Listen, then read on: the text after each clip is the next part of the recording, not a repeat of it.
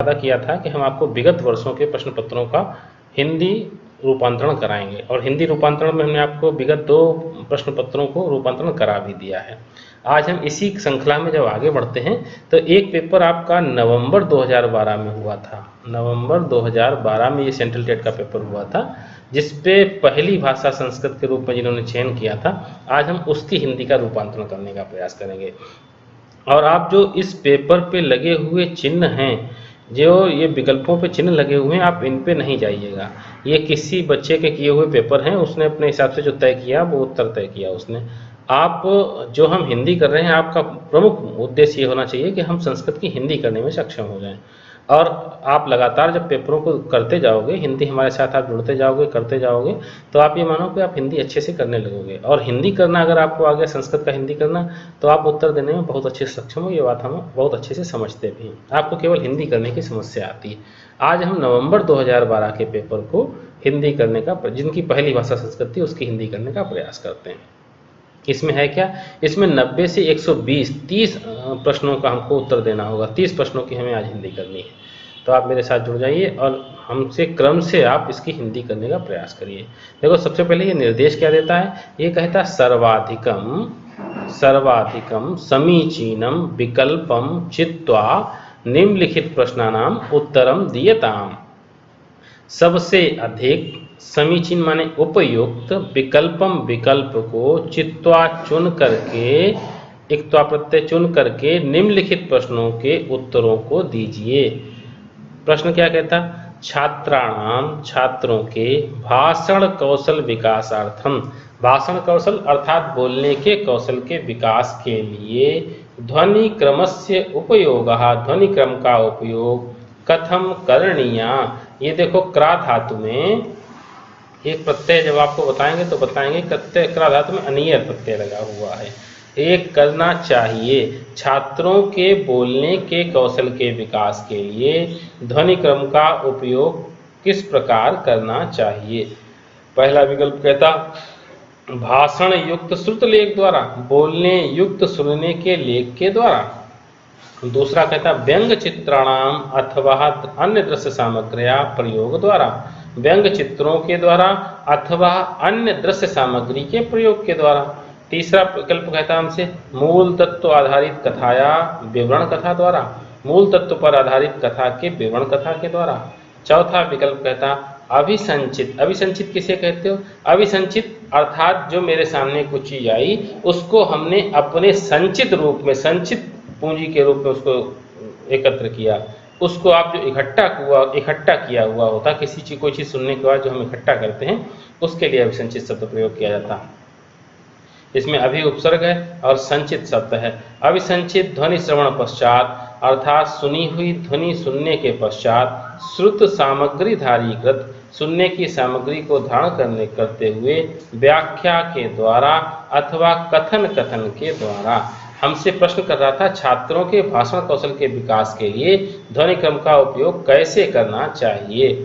अब ये प्रश्न जो कहता है उसके आधार पर हमें चौथा वाला विकल्प इसलिए सही लगता है कि वो कहता कि इकट्ठी की हुई ध्वनियों के सुनने के पश्चात जो आपने सुनने की सामग्री को धारण किया है उसको व्याख्या के द्वारा अथवा कहानी कथन के द्वारा आप उसके उत्तर को चयन कर सकते हो। ये चौथा वाला विकल्प इसका बिल्कुल सही है। ऊपर वाले तीनों विकल्प हमारे इसके लिए रिलेट नहीं करते हैं, अर्थात तीनों विकल्प ऊपर वाले गलत हैं। अब 92 नंबर का प्रश्न हमसे क्या कहता, ये कहता एकालाप द्वारा त्रयाणाम उपकौशलानाम आकलनम क्रियते। पहले तो हम एकालाप शब्द को समझें। एकालाप शब्द को जब आप देखते हो तो इसमें दीर्घ संधि मिलती है और दीर्घ संधि से जब इसका विच्छेद करते हो एक धन आलाप कहते हो।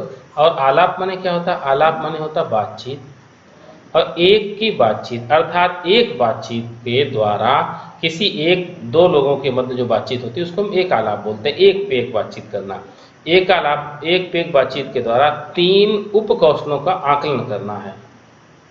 पहला विकल्प कहता है स्वर लहरी। स्वर लहरी किसे कहते हैं, जो बोलने की हम लोगों की टोन होती है उसको स्वर लहरी बोला जाता है। ध्वनि गुण अर्थात ध्वनि का जो गुण है, गति, हमारी गति कैसी है, हम तेज आवाज में बोलते हैं, धीमे आवाज में बोलते हैं।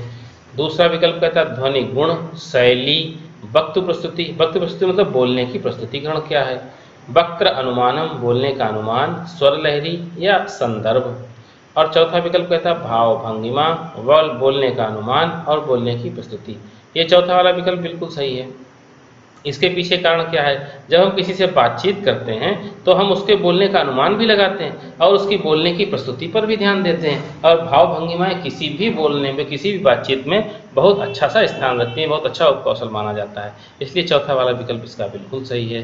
93 नंबर का प्रश्न क्या कहता है, भाषा अर्जन दृष्टया। अर्जन किसे कहते हो, अर्जन माने होता सीखना, किसी चीज को जो सीखते हैं वो अर्जन कहलाता है। भाषा सीखने की दृष्टि से असम्यक अर्थात अनुपयुक्त परिवेशेण अभिप्राय अस्ति। अनुपयुक्त परिवेश से क्या अभिप्राय होता है। परिवेश किसे कहते हो, जहाँ हम रहते हैं, जो हमारे आसपास का जो भी होता है, जो भी चीज होता है, वातावरण, वो सब परिवेश कहलाता है। ये कहता है भाषा सीखने की दृष्टि से असम्यक अनुपयुक्त वातावरण से क्या अभिप्राय होता है। पहला, लक्ष्य भाषाया प्रयोगा न क्रियते, अर्थात उद्देश्य भाषा का प्रयोग नहीं किया जाता है। दूसरा कहता है यदा कदा अनुवादस्य अपि सहायं स्वीक्रियते, यदा कदा अर्थात जब कब अनुवाद की भी सहायता स्वीकार करते हैं। तीसरा कहता है कक्षायाम छात्रा अपि सक्रिय भवन्ति, कक्षा के छात्र भी सक्रिय होते हैं। और चौथा विकल्प कहता है लक्ष्य भाषा पाठन समय, उद्देश्य भाषा को पढ़ने के समय में मातृभाषा या प्रयोग यदा कदा क्रियते, मातृभाषा का प्रयोग भी यदा कदा करना चाहिए। ये अनुपयुक्त वातावरण की बात कहता है। आप यहाँ पर देखिए, बात हमसे नकारात्मक असम्यक बात पूछ रहा है, असम्यक बात की बात कर रहा है। अगर आपको ये नकारात्मक प्रश्न उत्तर मिलता है तो क्या हम यहाँ पर चौथे वाले विकल्प को सही कर सकते हैं, उद्देश्य भाषा को पढ़ने समय मातृभाषा का प्रयोग यदा कदा करना चाहिए? ये बिल्कुल नहीं हो सकता। लक्ष्य भाषा का प्रयोग न करते, उद्देश्य भाषा का प्रयोग नहीं करना चाहिए, बिल्कुल करना चाहिए। अर्थात ये परिवेश का अभिप्राय, अनुपयुक्त परिवेश का अभिप्राय यही है।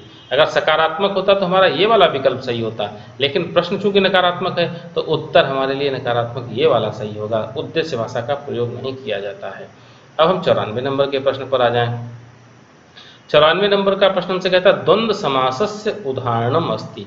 आप लोगों को हम समास की बात पुराने वीडियो पे, जब आप लिंक पे जाओगे तो हमने समासों के अच्छे से वीडियो आपको लिंक पे दिए हुए हैं। आप समास पढ़ोगे तो समास की चीज़ें आपको स्पष्ट हो जाएंगी कि यहाँ पे कौन कौन सा समास है। जैसे पीताम्बर समास पूछ रहा, हमने पीताम्बर को उदाहरण सहित बताया था कि पीताम्बर पे कर्मधारय भी होता है और पीताम्बर पे बहुब्रीहि भी होता है, दोनों समास होते हैं। अब यहाँ पर पीताम्बर, चूँकि हमसे ये इनमें में से कैसे कर्मधारय कैसे बहुब्रीहि होता है, ये बात तो हमने आपको वीडियो में स्पष्ट रूप से बताई है। आप उन पे जाके, आप लिंक पे जाके देख सकते हो। हालांकि पीताम्बर, जो हमसे द्वंद्व समास पूछ रहा तो पीताम्बर पे तो नहीं हो सकता।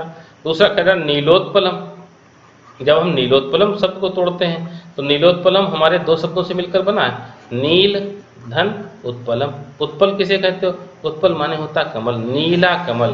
पहला पद विशेषण है, दूसरा पद विशेष्य है। ये हमारे लिए किस समास के लिए तय करता है, ये हमारे लिए कर्मधारय समास के लिए तय करता है। इसमें कौन सा समास हुआ, कर्मधारय।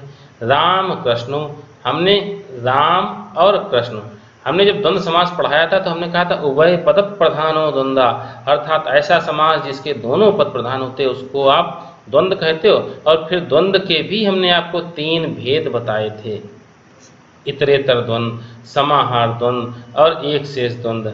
और सबसे पहला हमने बताया था इतरेतर द्वंद्व, उस पर हमने कहा था जहाँ कहीं दो संज्ञाओं का योग मिल जाए। यहाँ पर देखो राम और कृष्ण दो संज्ञाएं हैं, दो नाम हैं, इस कारण से यहाँ पर इतरेतर द्वंद्व है, प्रभेद पे पूछता। वैसे तो ये द्वंद्व समास का उदाहरण ये हुआ।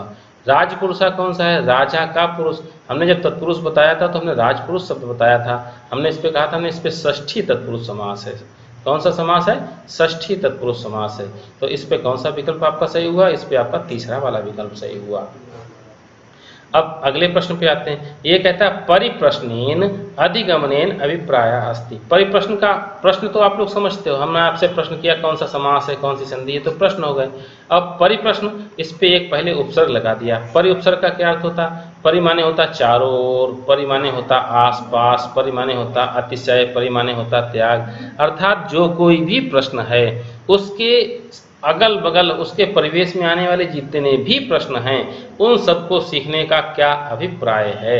हम कोई एक चीज़ समास पढ़ रहे हैं, समास से रिलेट करके हमने उपसर्ग पढ़ाया आपको, समास से रिलेट करके संधि बताई, तो ये परिप्रश्न की श्रेणी पे आते हैं। मेरे मेन उद्देश्य था हमारा समास सीखना, समास से संबंधित जितने भी तथ्य आते चले गए उन सब का अध्ययन करते चले गए, ये परिप्रश्न है। परिप्रश्न के सीखने से क्या अभिप्राय होता है। पहला कहता है व्याख्या समय सार्थक ध्वनि नाम उच्चारणम, व्याख्या के समय में सार्थक ध्वनियों का उच्चारण बिल्कुल नहीं। फिर कहता प्रश्न समस्या नाम समाधान से प्रयासा, प्रश्न की समस्याओं के समाधान का प्रयास। तीसरा कहता है भाषा शिक्षणार्थम सिद्धांत प्रतिपादनम, भाषा शिक्षण के लिए सिद्धांतों का प्रतिपादन बिल्कुल नहीं हो सकता। फिर दूसरा कहता व्यवस्थित रूपेण विषय सामग्री प्रस्तुति, व्यवस्थित रूप से विषय सामग्री की प्रस्तुति, ये भी नहीं। दूसरा वाला विकल्प सही है, प्रश्नों की समस्याओं के समाधान का प्रयास किया जाता है, यही तो परिप्रश्न होता है। जब हम कोई प्रश्न करते हैं तो उससे संबंधित जितने भी शब्द होते हैं उन सबको हम, उससे संबंधित जितने भी प्रश्न खड़े होते हैं उन सबको हम उत्तर देने का प्रयास करते हैं। 96 नंबर का प्रश्न से कहता भाषा शिक्षणार्थम, भाषा शिक्षण के लिए महत्वपूर्ण अवस्था अस्ति, महत्वपूर्ण अवस्था होती है। कौन सी अवस्था होती है? यदा विद्यार्थिना, जब विद्यार्थी तार्किक चिंता युक्ता भवन्ति, तर्क से युक्त चिंतन को करने में सक्षम हो जाते हैं। यदा छात्राः अर्थ प्राप्त्यर्थम शब्दकोशान द्रष्टुम समर्था भवन्ति, जब छात्र अर्थ प्राप्ति के लिए शब्दकोश को, जिसे आप डिक्शनरी बोलते हैं, उसको देखने में समर्थ होते हैं। अगला प्रश्न कहता है यदा, जब छात्राः प्रश्नानां प्रष्टुम समर्था भवन्ति, जब छात्र प्रश्नों को पूछने में सक्षम होते हैं। चौथा कहता है यदा बाला भाषा अर्जने सक्षमा भवन्ति, जब बच्चे भाषा को सीखने में सक्षम होते हैं। यही प्रश्न तो वो कर रहा था कि भाषा सीखने के लिए महत्वपूर्ण अवस्था कौन सी है, भाषा शिक्षण के लिए, भाषा के शिक्षण के लिए कौन सी महत्वपूर्ण अवस्था है। भाषा शिक्षण तो हमारा महत्वपूर्ण तभी होगा जब बच्चे भाषा को सीखने में सक्षम होंगे। जब तक हम किसी चीज़ को समझेंगे नहीं तो उससे संबंधित शिक्षण को कैसे अच्छा से कर पाएंगे, तो इसलिए चौथा वाला विकल्प सही होता। अगला कहता सारांश लेखितुम, सारांश को लिखने के लिए आवश्यक दो कौशलेस्ता, आवश्यक कौन कौन से दो कौशल होते हैं। पहले हम सारांश शब्द को समझें, सारांश हमसे क्या कहना चाहता है। इसमें दीर्घ संधि है, इसका हमने विच्छेद कर दिया, सार धन अंश। और सार किसे कहते हो? सार माने होता है संक्षेप। जब हम कोई बड़ा गद्य पद्य या पाठ पढ़ते हैं उसको एक संक्षेप टुकड़े के रूप में लिखने को हम सारांश बोलते हैं। इसके लिए कौन से दो कौशल होने चाहिए? पहला विकल्प कहता स्वशब्द है, अपने शब्दों को पाठ्य वस्तु की पुनः लेखन करना। दूसरा कहता मुख्य और सामान्य बिंदुओं की जानकारी देना। तीसरा कहता शब्दान सम्यक लेखने योजका नाम प्रयोग ने, अर्थात सम्यक रूप से लिखने, उपयुक्त लिखने में योजकों का प्रयोग, जो जोड़ने को चिन्ह लगाते हो, अव्यय को प्रयोग करते हो, योजकों का प्रयोग किया जाए। और चौथा कहता शब्दानाम स्थाने संकेतानाम प्रयोगा सम्यक लेखनम, अर्थात कुछ शब्दों के स्थान पर हम संकेतों का प्रयोग करते हुए सम्यक लेख लिखें, अर्थात उपयुक्त सारांश का निर्माण करें। यही चौथा वाला विकल्प बिल्कुल सही होता है। अगला प्रश्न 98 नंबर के प्रश्न पर हम आते हैं। 98 का प्रश्न हमसे क्या कहता है? यदा छात्रा, यदा माने जब छात्र कालस्य अवधारणम, समय की अवधारणा को अवगंतुम समर्था ना भवन्ति, अवगंतुम माने समझने में सक्षम नहीं होते हैं। आप नकारात्मक प्रश्न पे ज़्यादा ध्यान दिया करिए, नहीं होते हैं। तदा उपचारात्मक कार्यम किम भविष्यति, तब उपचार के लिए क्या कार्य होगा। जब बच्चे समय की अवधारणा को समझने में सक्षम नहीं होते हैं तो वहाँ पर उपचार के लिए क्या कार्य होगा। पहला कहता संबद्ध सूत्राणाम रटनम, संबद्ध के सूत्रों को रटना, ये तो बिल्कुल नहीं हो सकता। आप प्राइमरी के बच्चे से अपेक्षा ये क्यों करते हो कि उससे आप सूत्रों को रटवाओगे। दूसरा कहता संबद्ध अलंकाराणाम अभ्यासा, संबंधित अलंकारों का अभ्यास, आप कक्षा प्राइमरी पे अलंकारों की बात ही नहीं करते हो। संदर्भ अनुगुणाम अभ्यासा, अर्थात संदर्भ पे आए हुए अनुगुण का अभ्यास किया जाए। ये चौथा बिल्कुल सही है। आप जो चीज़ पढ़ा रहे हो उससे संबंधित ज़्यादा से ज़्यादा अभ्यास कराओगे, उस पर आधारित जो भी अभ्यास कराओगे उससे बच्चा पुष्ट होगा, उसका भाषा पे पकड़ बनेगी। बिल्कुल सही है। चौथे की भी हिंदी कर लें। लकारा अनुगुणम रूपाणाम पुनः पुनः स्मरणम, अर्थात लकारों पे आधारित रूपों को बार बार रटवाना, याद कराना, ये भी बिल्कुल गलत है। तीसरा वाला विकल्प बिल्कुल सही है कि उससे संबंधित जो आप भाषा अभ्यास कराओगे उससे बच्चा समय की गणना को समझने में सक्षम हो जाएगा। अगला 99 प्रश्न क्या कहता है हमसे? ये कहता सतत व्यापक, सतत माने निरंतर चलने वाली प्रक्रिया सतत कहलाती है। व्यापक मूल्यांकन अंतर्गत, अर्थात निरंतर चलने वाली व्यापक मूल्यांकन के अंतर्गत क्या चीज समाहित हो सकती है। पहला विकल्प कहता छात्राः सर्वदा आनंदेन कार्य निमग्ना भवन्ति, छात्र हमेशा ही आनंद पूर्वक कार्य में निमग्न संलग्न रहते हैं। दूसरा कहता है छात्राः शैक्षणिक भारम अधिकम निर्वहन्ति, छात्र शैक्षणिक भार को अधिक निर्वहन करते हैं। तीसरा कहता छात्राः पूर्णतया अध्यापकानां नियंत्रणे सन्ति, छात्र पूर्ण रूप से अध्यापकों के नियंत्रण में होते हैं। और चौथा कहता है छात्राणां मूल्यांकन आकलन नियमित रूपेण क्रियते, छात्रों के मूल्यांकन का आकलन नियमित रूप से करना चाहिए। बिल्कुल सही है चौथा वाला विकल्प। चौथा वाला विकल्प इसलिए सही है कि जो हमसे सतत निरंतर व्यापक मूल्यांकन के अंतर्गत पूछना चाहता है, और सतत निरंतर तो तभी हो सकता है जब हम उसका नियमित रूप से मूल्यांकन करें, इसलिए 99 का चौथा वाला विकल्प बिल्कुल सही है। अब हम अपने 100 नंबर के प्रश्न पर चलते हैं। ये कहता है सृजनात्मक पठनस्य उदाहरणम, सृजनात्मक अर्थात जिसे आप क्रिएटिविटी कहते हो, उस क्रिएटिविटी के पढ़ने का क्या उदाहरण हो सकता है। 4 विकल्पों के विकल्प पे हमको वह विकल्प सही करना है जिसमें कुछ क्रिएटिविटी की बात की जाए, जिसमें कुछ सृजनात्मकता की बात की जाए। पहला विकल्प कहता संबद्ध सूचनार्थम, संबंध सूचना के लिए अंतर्जाल दर्शनम। देखो अंतर्जाल आप किसे कहते हैं, जो हम लोग इंटरनेट का यूज करते हो, ये अंतर्जाल, संस्कृत में इंटरनेट की संस्कृत इंतर्जाल कहलाती है। तो संबंध सूचना के लिए इंटरनेट को देखना।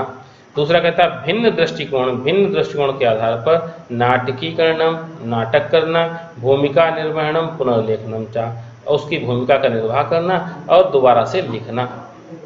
तीसरा हो सकता है दूसरा सही हो, लेकिन फिर भी तीसरे की हिंदी करना सही है। अर्थ प्राप्ति अर्थम वाचनम, अर्थ प्राप्ति के लिए बोलना, बिल्कुल नहीं। परामर्शन कार्य ग्रंथालय अधिकम करणीयम, परामर्श कार्य के लिए पुस्तकालय को अधिक से अधिक प्रयोग किया जाए, ये तो बिल्कुल नहीं हो सकता। प्राइमरी के बच्चा पुस्तकालय कहाँ देखेगा, तो दूसरा वाला विकल्प बिल्कुल सही है। भिन्न दृष्टिकोणों के आधार पर हम नाटक करें और उसकी भूमिका का निर्वाह करने के लिए बार बार उसको लिखने का अभ्यास करें। सृजनात्मक में लिखने का अभ्यास ही तो होता, क्रिएटिविटी तो तभी आएगी जब आप उस किसी चीज को बार बार लिखोगे। अब 101 नंबर के प्रश्न पर हम चलें। ये कहता है विहंगम दृष्टया, विहंगम किसे कहते हो, व्यापक, व्यापक दृष्टिकोण के पढ़ने का अभिप्राय क्या होता है। पहला कहता है विशिष्टम अर्थम, विशिष्ट अर्थ अथवा सूचना प्राप्तुम, सूचना की प्राप्ति के लिए, प्राप्तुम तुमुन प्रत्यय, सूचना की प्राप्ति के लिए संपूर्ण पाठ्य वस्तु का गंभीरतया पठनम, संपूर्ण पाठ्य वस्तु को गंभीरता से पढ़ा जाए। दूसरा कहता लिखित सामग्र्या सार्थक सूचना नाम प्राप्तुम पठनम, लिखित सामग्री की सार्थक सूचना की प्राप्ति के लिए पढ़ना चाहिए। तीसरा कहता पठित सामग्र्या विचारार्थम, पढ़ी हुई सामग्री के विचार के लिए, निहितार्थम सूचनार्थम, दिए हुए अर्थ और सूचना का निर्णय करना। चौथा कहता सामान्य भावार्थम विचारम, सामान्य भावों के लिए विचार, अथवा सारम प्राप्तुम पाठ्य वस्तुना शीघ्रतया पठनम, संपूर्ण भावों के विचार अथवा सारांश के प्राप्ति के लिए पाठ्य वस्तु को शीघ्रता से पढ़ना। विहंगम दृष्टि तो तभी, व्यापक दृष्टि तो तभी हो सकती है जब हम किसी भी पुस्तक को जब पढ़ते हैं उस पर विहंगम दृष्टिकोण रखें, अर्थात उसके हम सार को समझ जाएं, उसको हम संक्षेप पे समझ जाएं और उसके सामान्य भावों पे भी हम अपना गहन विचार कर सकने में सक्षम हो जाएं। इसलिए हमें चौथा विकल्प सही लगता है। देखो हमने शुरुआत पे ही आपसे कहा कि आप इसकी हिंदी करने का प्रयास करो और इस पे लगे हुए, पेपर पे लगे हुए आप चिन्हांकों को बिल्कुल ध्यान नहीं देना। आप केवल हिंदी करने के साथ साथ जो आपके उत्तर निकल के आते हैं उन पे ही आप ध्यान देना। प्रश्न पत्र पे लगे हुए चिन्हों पे आपको ध्यान नहीं देना है। आप तो अच्छे विद्यार्थियों के माध्यम से आप हिंदी सीखने का प्रयास कर रहे हो, तो आप पहले हिंदी सीखने का प्रयास करो। पाठ्यवस्तु समग्रता इत्य अनेना अभिप्राय अस्ति, पाठ्यवस्तु की समग्रता से इससे क्या अभिप्राय होता है। पहला कहता कस्मिंश्चित अनुच्छेदे, किसी अनुच्छेद में प्रदत्त सूचना अनुगुणम, दी हुई सूचना के अनुकरण करना और उसका प्रस्तुतिकरण करना। दूसरा कहता दीर्घ अनुच्छेदात सूचना लेखनम, दीर्घ अनुच्छेद से सूचनाओं को लिखना। तीसरा कहता विभिन्न अनुच्छेदों वाक्येषु वा अथवा वाक्यों में परस्पर संबंधता दिखाते हुए सर्वेषां नाम पदानां प्रयोगम, सभी नाम पदों का प्रयोग करना। चौथा विकल्प कहता कथा वर्णनानुवर्णम, कथा वर्णन के आधार पर अनुच्छेद की व्यवस्था देना। प्रश्न हमसे कहता था कि पाठ्य वस्तु की समग्रता से क्या अभिप्राय होता है। पाठ्य वस्तु की समग्रता तो तभी आ सकती है जब विभिन्न अनुच्छेद और वाक्यों में परस्पर संबद्धता दिखाते हुए सभी नामपदों का प्रयोग किया जाए। तीसरा वाला विकल्प इसका बिल्कुल सही है। अब हम 103 नंबर के प्रश्न पर आ गए। 103 नंबर का प्रश्न कहता अधिकृत श्रवणेन, अर्थात जो सुनने के लिए अधिकृत है, इसका क्या अभिप्राय होता है। पहला कहता सा परिस्थिति वह परिस्थिति यदः श्रवण सत्रे संपूर्ण कार्यम करोति, जहाँ जिस परिस्थिति में जब सुनने का सत्र हो तभी संपूर्ण कार्य किया जाए। संभाषण रूपेण, संभाषण रूप के द्वारा अथवा अभिलेखन रूपेण अथवा लिखने के रूप के द्वारा स्वाभाविक संभाषण श्रवणम, स्वाभाविक संभाषण किया जाए और बोलने सुनने का कार्य किया जाए। तीसरा कहता है अध्यापक द्वारा, अध्यापक की सहायता से उच्चई पठित सामग्र्या, उच्च स्वरों में पठित सामग्री का अथवा संभाषित सामग्री को, बोली हुई सामग्री को सावधान पूर्वक सुनना। चौथा कहता विशिष्ट सूचना प्राप्तुम अवधान पूर्वक श्रवणम, अर्थात विशिष्ट सूचना की प्राप्ति के लिए अवधान माने होता सावधानी पूर्वक सुनना। चौथा वाला विकल्प इस कारण से सही है। ऊपर भी कह रहा कि सूचना के अधिकृत करते हुए सुनने का अभिप्राय क्या है, तो सूचने का अधिकृत अभिप्राय तो तब निकल के आएगा जब हम किसी चीज़ को सावधानी पूर्वक सुनेंगे। यदि हम असावधानी के साथ सुनेंगे तो हम उस पर बताई हुई आधी चीज़ों को तो हम निगलेक्ट कर देते हैं, आधी चीज़ों को तो हम सुनने से भी मना कर देते हैं, हम सुनते ही नहीं, हम अपने मन की बात ही सुनना चाहते हैं। इसलिए चौथा वाला विकल्प बिल्कुल सही है। अगला प्रश्न विकल्प कहता है 104 नंबर वाला, ये कहता है लेखनम भाषणात् भिन्नम अस्ति, लिखने से बोलना भिन्न है। क्यों भिन्न है। लेखने गतिविधि आधारित प्रभाव, लिखने में गतिविधि आधारित प्रभाव होता अधिक होता है, लिखने में गतिविधि आधारित प्रभाव अधिक होता है। दूसरा विकल्प कहता है लेखने व्याकरणात्मक संरचनाया अधिक संबंध न भवति, लिखने में व्याकरणात्मक संरचना का अधिक संबंध नहीं होता है। ये तो बिल्कुल गलत है कि लिखने में व्याकरण, अगर आप कोई चीज़ गलत लिखते हो तो उसमें संबंध तो जरूर होना चाहिए, इसमें नकारात्मक बात करता है कि कोई भी भाषा जब आप लिखते हो तो उसमें व्याकरण का प्रयोग बहुत अच्छा होता है। और पहला वाला लिखने में गतिविधि आधारित प्रभाव अधिक होता है, ये भी बात बिल्कुल नहीं सही है। कहता लेखनम प्रायः मुक्तम भवति, लिखना प्रायः मुक्त होना चाहिए, बिल्कुल नहीं मुक्त होता है।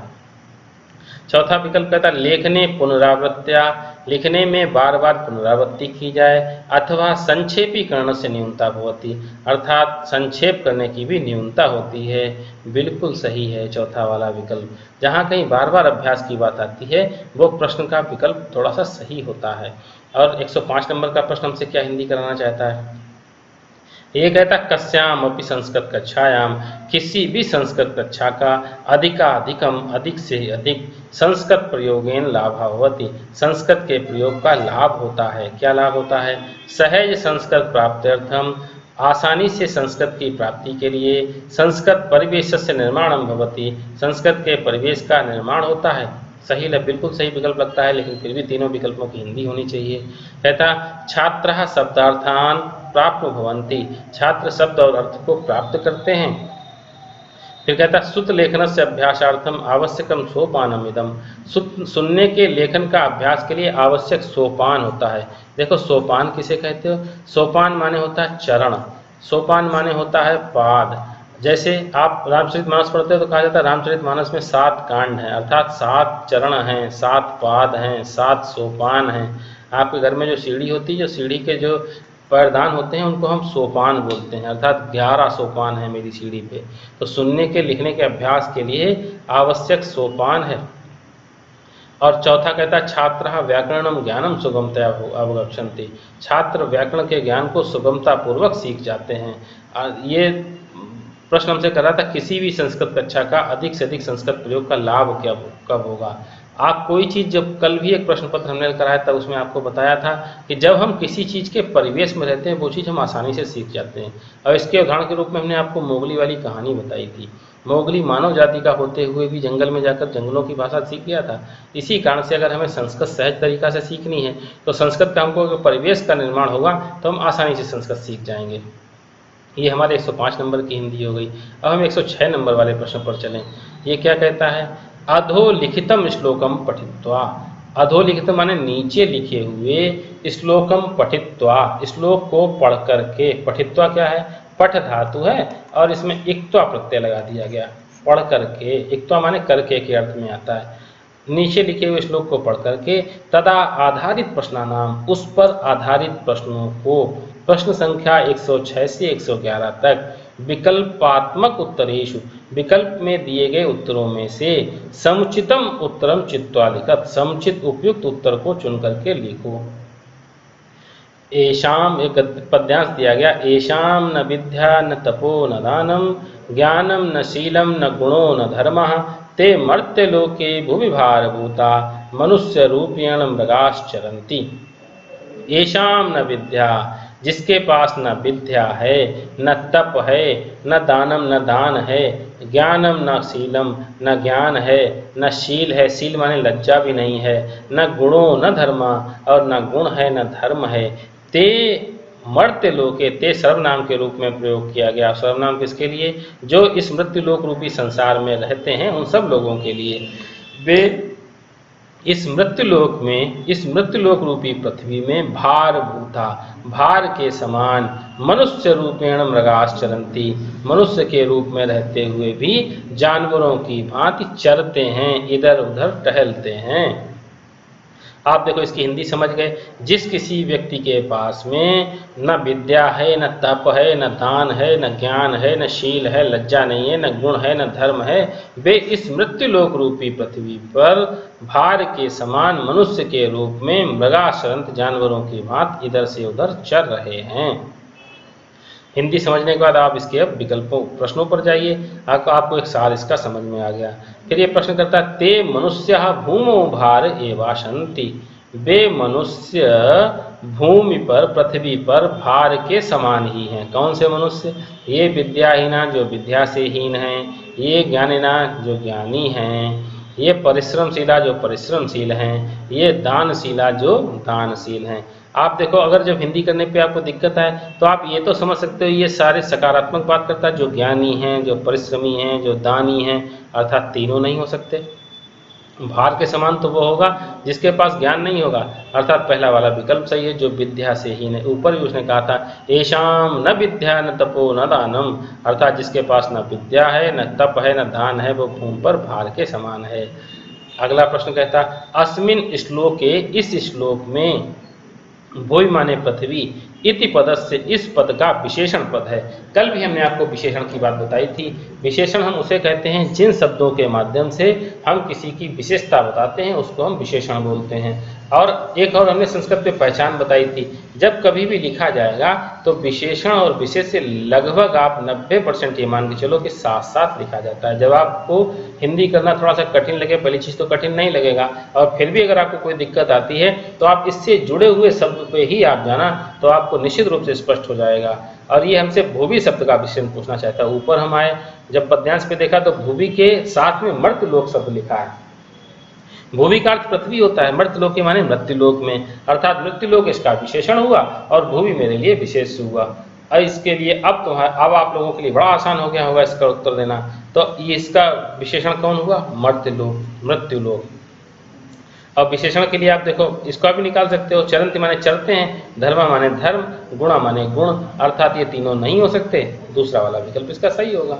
अगला प्रश्न है 108 नंबर का प्रश्न हमसे कहता है मृगाश्चरन्ति इति पदस्य संधि विच्छेदः अस्ति।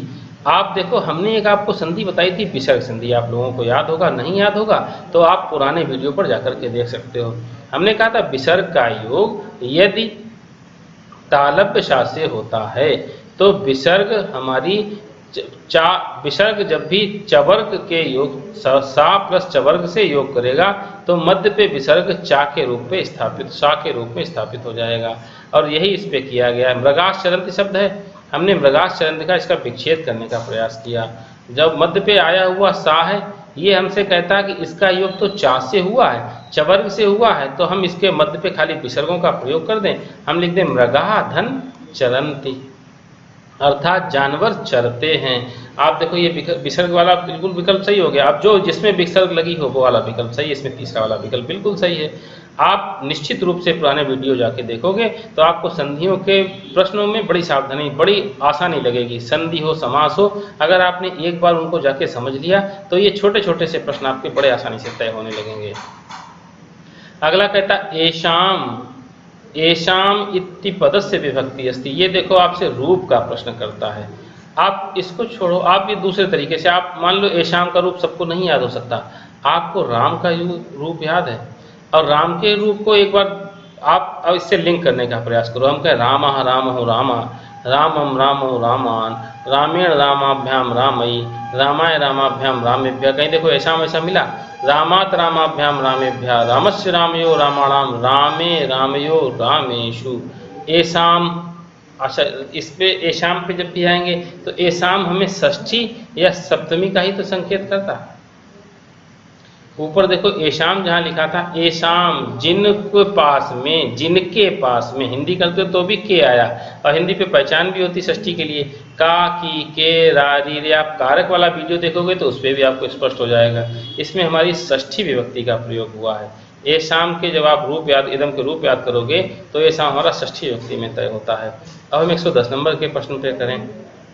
ये कहता भूत इति पदे, भू शब्द पे जब हम इक्त प्रत्यय लगाते हैं, एक हम प्रत्यय का वीडियो, आप संस्कृत के प्रत्यय का वीडियो आपको जरूर देंगे। आप निरंतर ये मैं क्लासेस देखते रहो तो हम एक संस्कृत के वीडियो का एक आसान सरल भाषा पे एक वीडियो बनाने का प्रयास करेंगे, जिसपे कि आप जाकर के आप प्रत्यय को बहुत आसानी से समझ जाओगे।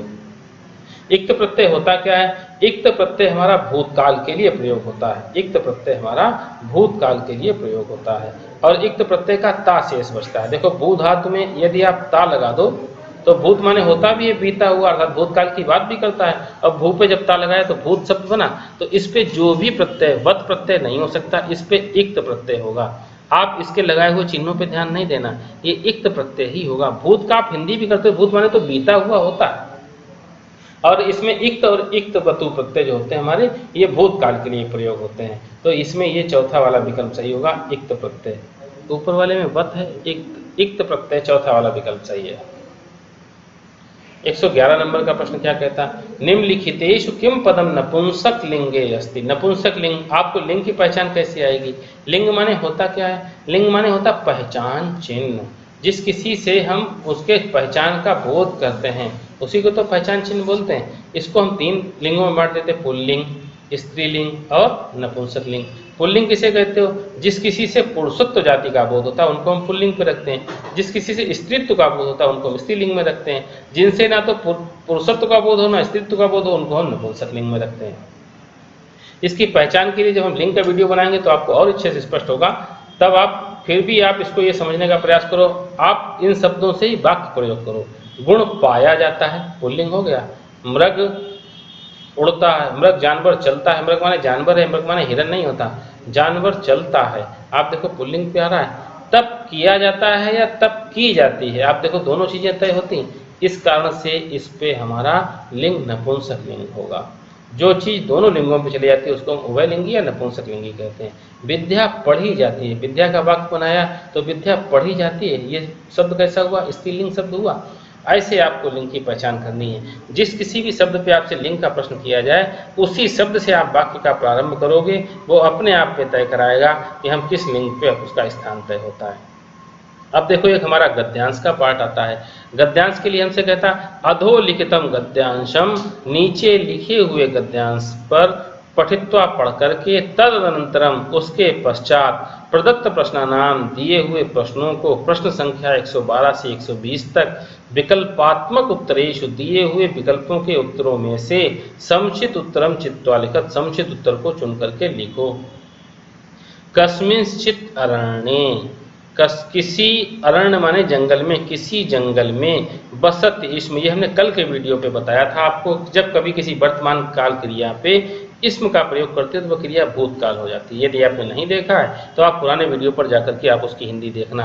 आप क्रमबद्ध तरीके से आपकी जो हम हिंदी करा रहे हैं इसको आप निरंतर देखते जाओ। जो छूट गए हैं उन पेपरों की भी हिंदी करो, इनसे आपको बड़ी आसानी हो जाएगी। आप पुराने वीडियो पे जाके देखो तो हमने ये बात कल इसम वाली बात स्पष्ट करी है। किसी जंगल में रहता था कोवपि सिंहा, कोई शेर, किसी जंगल में कोई शेर रहता था।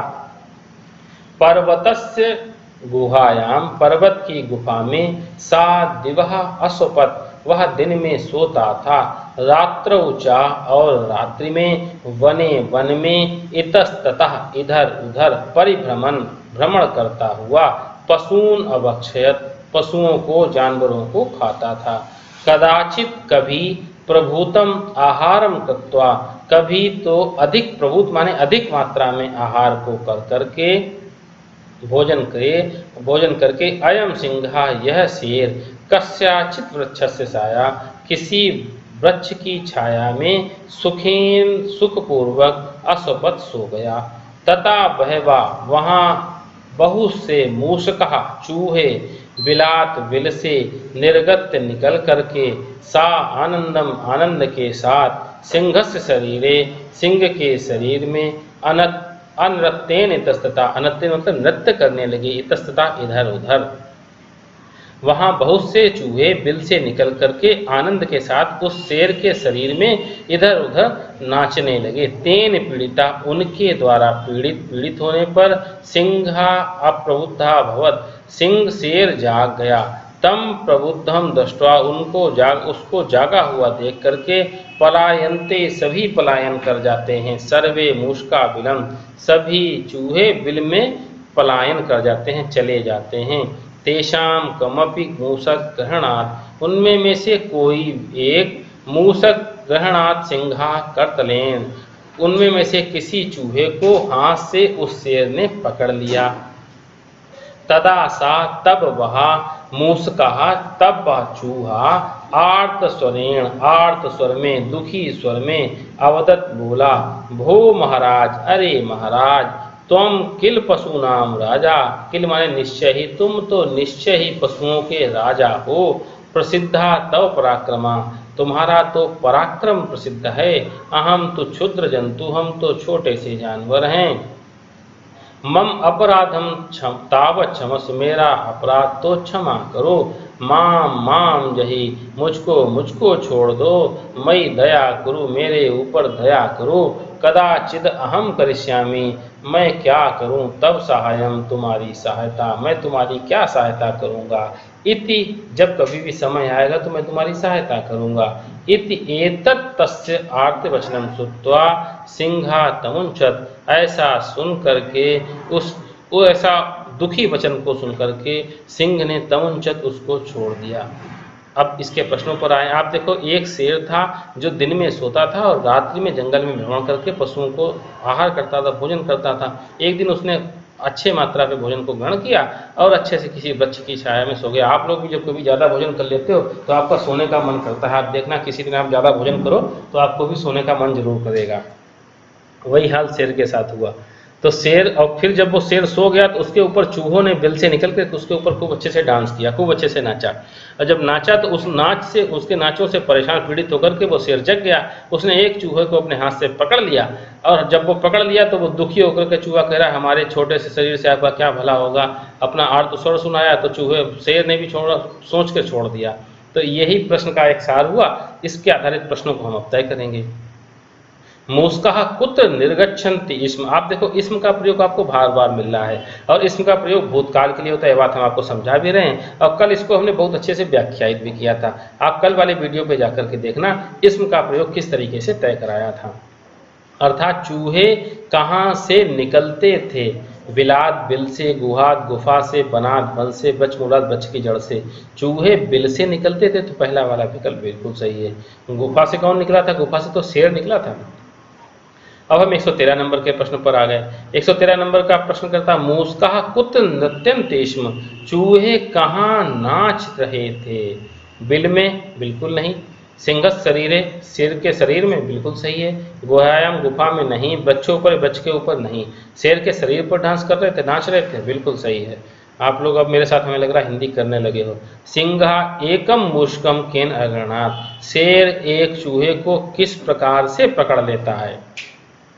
पादेन पैर से नहीं। बाहुबलेन अपने भुजाओं के बल से बिल्कुल नहीं। कर्तलेन हाथ से बिल्कुल हाथ से। तीसरा वाला विकल्प इसका बिल्कुल सही है। दंडेन दंड से नहीं। अर्थात तीसरा वाला विकल्प शेर ने अपने हाथ से ही तो चूहे को पकड़ा हुआ था। जही इति क्रियापदस्य लकारा अस्ति। ये लकारों की बात जब हम आपको बताएंगे तो लकारें हमारी संस्कृत में 10 लकारें होती हैं, 11 हैं। एक और 11वीं जो लकार होती है वो लेट लकार होती है, वो हमारी वैदिक साहित्य में प्रयोग होती है, वो हमारी लौकिक जगत में प्रयोग नहीं होती है। लकारों पे हमसे कहता है लट लकार वर्तमान काल होता है, लंग लकार भूत काल होता है, लट लकार भविष्यत काल होता है और लोट लकार आज्ञा अर्थ में होता है। ये कहता है जही, जही शब्द जो होगा वो हमारा लोट लकार का होगा। ये तो आपको याद करने की व्यवस्था पे शामिल करना होगा। हम आपको कुछ रूप तय करा देंगे कि कौन कौन से रूप आप तय करोगे, तो उन्हीं में से ही सदैव प्रश्न आपके आते हैं। तो हम आपको लकारें तय कराएंगे कौन सी लकार पे होगा। यहाँ जही शब्द को आप याद करो कि जही शब्द लोट लकार का प्रथम मध्यम पुरुष का एक वचन रूप होता है। अगला प्रश्न कहता है कस्मिंश्चित् अरण्ये पदस्य संधि विच्छेदा अस्ति। आप शब्द को लिखो। पहले हमने कहा कस्मिन चिद रण्ये। आप देखो सारी संधियों को जब तय करते हो तो ये संधि हमारी किस संधि पे जाती है? इस संधि पे अच्छा परिवर्तन कहाँ पर, कहाँ से शब्द टूट सकता है? एक संधि हम आपको बताएंगे जहां पहले अक्षर का विकल्प तीसरे अक्षर पे परिवर्तित होता है। किसी वर्ग का पहला अक्षर तीसरे अक्षर पे परिवर्तित हो जाता है। जब इस शब्द को आप तोड़ते हो यह शब्द हमारा जसप्त संधि से टूटता है। कस्मिंश्चित् धन अरण्ये। इसका नियम होता किसी भी वर्ग का पहला अक्षर यदि किसी स्वर या व्यंजन से योग करे तो वह अपने वर्ग के तीसरे अक्षर में परिवर्तित हो जाएगा। ता पहला अक्षर है, स्वर से योग किया, ता का तीसरा अक्षर दा होता है, तो ये तीसरे अक्षर पर परिवर्तित हो गया, ये इसका विच्छेद हो गया, इसमें जसप्त संधि तय हो गई। ये विकल्प आपको जहां मिलेगा वही विकल्प सही होगा। कस्मिंश्चित् अरण्ये, कस्मिंश्चित् अरण्ये ये नहीं सही होगा। क्यों नहीं सही होगा? चूंकि उसमें ऊपर अनुस्वार नहीं रखा गया। इसमें देखो कस्मिंश्चित् अरण्ये, इसमें देखो अनुस्वार रखा है, ये वाला बिल्कुल सही है। दूसरा वाला, तीसरा वाला कस्मिंश्चित्, ये तो बिल्कुल विकल्प नहीं हो सकता। कस्मिंश्चित् अरण्ये बिल्कुल नहीं। आप तीसरा वाला विकल्प बिल्कुल सही है। कस्मिंश्चित् अरण्ये पे जसप्त संधि तय होती और पहले अक्षर का तीसरे अक्षर में परिवर्तन होता है। अगला प्रश्न कहता है मयि इति पदे विभक्ति अस्ति। मयि माने मेरे ऊपर, इसमें सप्तमी विभक्ति सही होगी। क्यों सही होगी? सप्तमी विभक्ति को हमने जब कारक वाला वीडियो बनाया तो उसमें हमने आपको बताया था सप्तमी विभक्ति में पय पर के लिए हमसे कहती, और ये में पय पर की बात हमारी सप्तमी विभक्ति पे तय होती, इसलिए दूसरा वाला विकल्प इसका बिल्कुल सही है। अगला 118 नंबर का प्रश्न कहता है सिंहा केन पीड़िता अस्ति। शेर किसके द्वारा पीड़ित था? शेर किसके द्वारा पीड़ित हुआ था? चूहों के द्वारा पीड़ित हुआ था। अब देखो चूहे, खाली चूहे लेंगे, चूहों के नृत्य के द्वारा पीड़ित हुआ था, तो पहला विकल्प इसका कहता है मूषकाणाम नृत्येन, चूहों के नृत्य के द्वारा, बिल्कुल सही है। धावनेन दौड़ने के द्वारा नहीं, मूषकेन चूहों के द्वारा नहीं, बुभुक्षा भूख के द्वारा बिल्कुल नहीं। पहला वाला विकल्प सही है, चूहों के नृत्य के द्वारा। अगला प्रश्न कहता है निर्गत्य इति पदे लकारा अस्ति। निर्गत्य इति पदे लकारा अस्ति, ये प्रश्न गलत हुआ। इस पे देखो, इस पे वो लकार न पूछ करके आपसे प्रत्यय पूछना चाहता है, और प्रत्यय इसलिए भी पूछना चाहता है क्योंकि विकल्प पे भी तो हमारे प्रत्यय दिए हुए हैं। आप इसके पहले विकल्प पे आओ, ल्यप प्रत्यय। देखो ल्यप प्रत्यय होता क्या? ल्यप प्रत्यय का या शेष रहता है, मोटी सी पहचान आप जानो, ल्या का या शेष रहता है, और ल्यप प्रत्यय के योग या चाहिए के अर्थ में प्रयोग होता है। और इसको भी आप या के लगे हुए कई शब्द मिलेंगे। आप लेप की पहचान रखो कि जिस शब्द के पूर्व में यदि उपसर्ग जरूर होगा उस पर हम लेप प्रत्यय जरूर मानेंगे। आप देखो निर्गत के अंत पे या लगा हुआ है और पूर्व में उपसर्ग लगा है, अर्थात लेप प्रत्यय बिल्कुल सही है। इक्त प्रत्यय क्यों नहीं सही? इक्त प्रत्यय हम ऊपर बता चुके। इक्त प्रत्यय का ता शेष रहता है, तुमुन प्रत्यय का तुम शेष रहता है, और इक्त्वा का त्वा शेष रहता है। तो इस वाले विकल्प पे तो या शेष मिल रहा हमको, इस कारण से निर्गत में लेप प्रत्यय का प्रयोग हुआ है। 120 नंबर का प्रश्न कहता अत्र तत्र अर्थात यहाँ वहाँ, इस अर्थ में कौन सा अव्यय पद प्रयुक्त है? इतस्ततः इधर उधर, किल माने निश्चय ही, माँ माने अथवा कदाचित कब, अर्थात पहला वाला विकल्प बिल्कुल सही है, इधर उधर। अतस्तता माने इतस्तता माने इधर उधर, इसको उसने पर्यायवाची के रूप में लिख दिया अत्र तत्र। आपने देखा हमने 90 से लेकर 120 तक के प्रश्नों की हिंदी की। आपको हिंदी अच्छे से समझ में आने लगी है, ये बात हम अच्छे से समझते हैं। आप इसी तरीके से इसी श्रृंखला पे प्रतिदिन एक प्रश्न पत्र की आप हिंदी आपको मिलती रहेगी। आप प्रतिदिन इस वीडियो को देखते रहिए। आपको अलग अलग जो अभी तक के आए हुए विगत प्रश्न पत्रों के पेपर आए हुए हैं उन सब की हम हिंदी कराएंगे, और हिंदी करने के बाद आपको आपके अंदर जो एक कॉन्फिडेंस जगेगा वो आपके प्रश्न पत्रों को और अच्छा कराएगा, और सेंट्रल टेट पे आपको 30 में 30 नंबर लाने की महारत देगा। आप मेरे साथ जुड़े रहिए, देखते रहिए द मैथ क्लासेस। धन्यवाद।